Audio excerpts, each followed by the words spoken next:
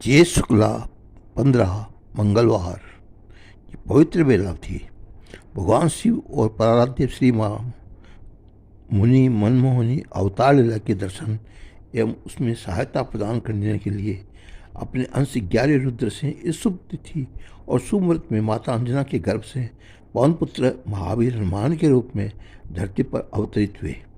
कल्प भेद से कुछ लोग इनका प्राकट्य काल ज्येष्ठ शुक्ला एकादशी के दिन मघा नक्षत्र में मानते हैं, कुछ कार्तिक कृष्ण चतुर्दशी को और कुछ कार्तिक पूर्णिमा को पवन पुत्र का जन्म मानते हैं। कोई मंगलवार तो कोई शनिवार उनका जन्मदिन स्वीकार करते हैं। भावक भक्तों के लिए अपने आराध्य के सभी पुण्यमय तिथियाँ श्रेष्ठ है। भगवान शिव के 11 रुद्रावतार मरुतात्म केसरी किशोर अंजनानंदन की धरती पर चरण रखने के समय प्रकृति पूर्णतया आरंभ हो गई।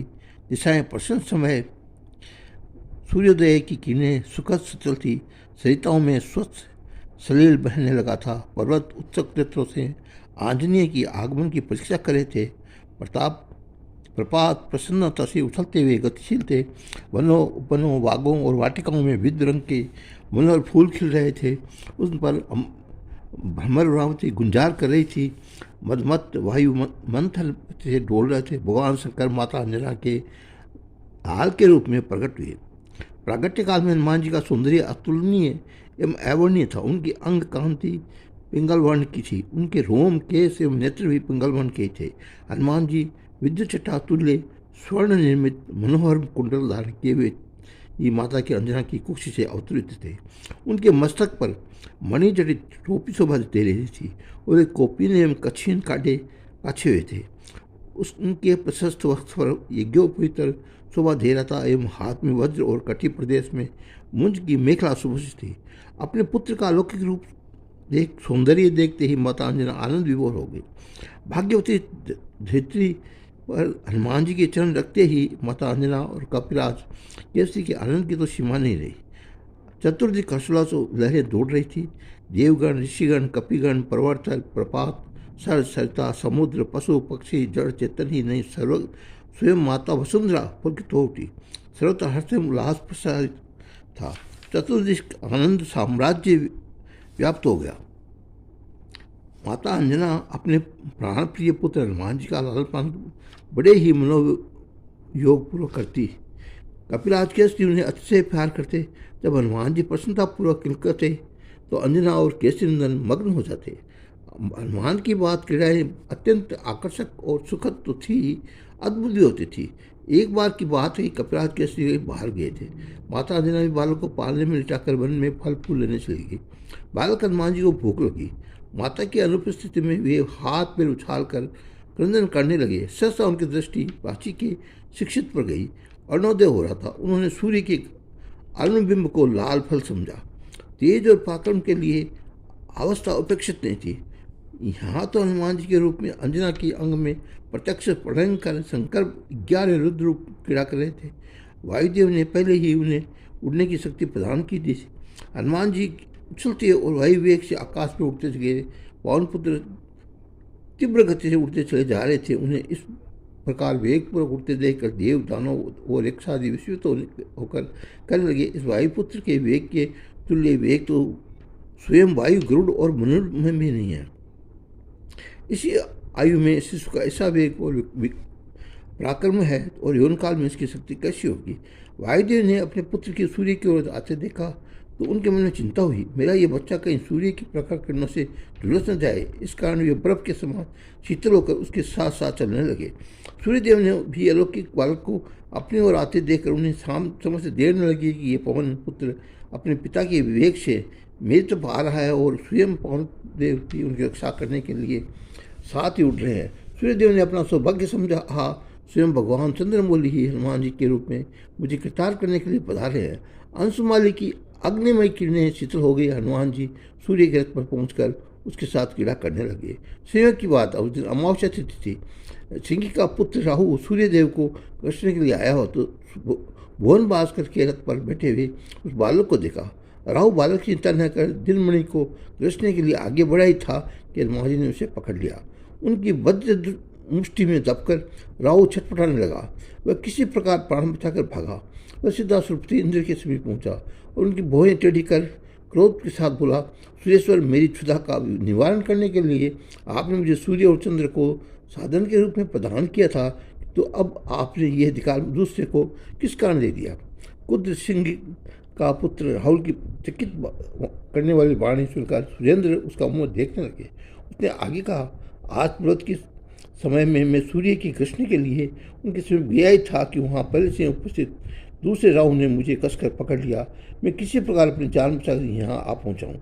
नेत्रों में आंसू भरे कुद्र राहु की वाणी सुनकर वासव चिंतित हो गए। वे उठे, सिंहासन से उठकर खड़े हो गए और एरावत पर बैठकर घटनास्थल की ओर चले। राहु उनके आगे आगे चला। सचिपति आश्चर्यचकित ही मन ही मन सोच रहे थे कि चिमरारी के समीप ऐसा कौन पराक्रमी पहुँच गया है जिसके भय से सिंह का पुत्र को भी प्राण बचाकर भागना पड़ा। उधर राहु बड़े बेग से सूर्य की ओर दौड़ा था। उसे देखते ही हनुमान जी को भूख की स्मृति हुई। वे राहु के सुंदर भक्ष्य समझकर उस पर टूट पड़े। सुरेश्वर, बचाइए बचाइए, चिल्लाता हुआ राहु इंद्र की ओर भागा। सुरेंद्र राहु की रक्षा के लिए दौड़े। राहु के बच से निकलने के लिए पर हनुमान जी ने एरावत को देखा तो उसे सुंदर सुस्वाद खाद्य समझावी एरावत पर झपटे। उसमें हनुमान जी का स्वरूप प्रज्वलित अग्नि की भांति प्रकाशित है और हनुमान जी प्रचित हो रहे। इंद्र डर गए। अपनी रक्षा के लिए उन्होंने बालक पर वज्र से प्रहार किया। वो हनुमान जी की बाई नुह में लगा, जिससे उसकी हनी टूट गई और चितपटाते हुए पर्वत शिखर पर गिरकर मूर्छित हो गए। अपने प्राण प्रिय पुत्र को वज्र के आघात से छटपटाते देख वायुदेव इंद्र पर अत्यंत कुपित हुए। शक्तिशाली वायुदेव ने अपनी गति रोक दी और वह अपने पुत्र को अंग में लेकर पर्वत की गुफा में परिष्ट हो गए। फिर तो त्रिभुवन में समस्त प्राणियों के श्वास आदि का संचार हो गया। अपने अंग प्रत्यंगों की जोड़ टूटने लगे और ये सब के सब सूख कोट की तरह अवसन हो गए। उसके सारे धर्म कर्म रुक गए। प्राण संकटों को भयभीत इंद्रदेव, गंधर्व, असुर, नाग, शुहक आदि जीवन रक्षा के लिए ब्रह्मा जी के पास गए दौड़े। ब्रह्मा जी ने सबको साथ लेकर उस गिरी में गुहा में पहुंचे, जहाँ पवनदेव अपने पुत्र को अंक में लेकर वक्ष से छटाए हुए दुख कातर में आंसू बहा रहे थे। मुझे हनुमान जी की सूर्य, अग्नि एवं स्वर्ण के समान अंग कांति देकर चतुर्मुख चकित हो गए थे। अपने सम्मुख दृष्टा को देखते ही पवन देव पुत्र को गोद में लेकर खड़े हो गए। उस समय हनुमान जी के कानों में अलौकिक कुंडल हिल रहे थे। अपने मस्तक पर मुकुट, गले में हार और दिव्य अंगों पर स्वर्ण से आभूषण सुभूषित थे। पवन देवता विधाता के चरणों को गिर पड़े। शत्रुघ्न ने अपने हाथों से अत्यंत स्नेहपूर्वक पवन देव को उठाया और उनके पुत्र को अंगों का पर अपना कर कमल फेरने लगे। कमल योनि में कर स्पर्श से पवन पुत्र हनुमान जी की मूर्छा दूर हो गई और उठकर बैठ गए। उसने पुत्र को जीवित देखते ही जगत के प्राण स्वरूप पवन देव पूर्ववत रहने लगे और त्रिलोकी का जीवन दान मिला।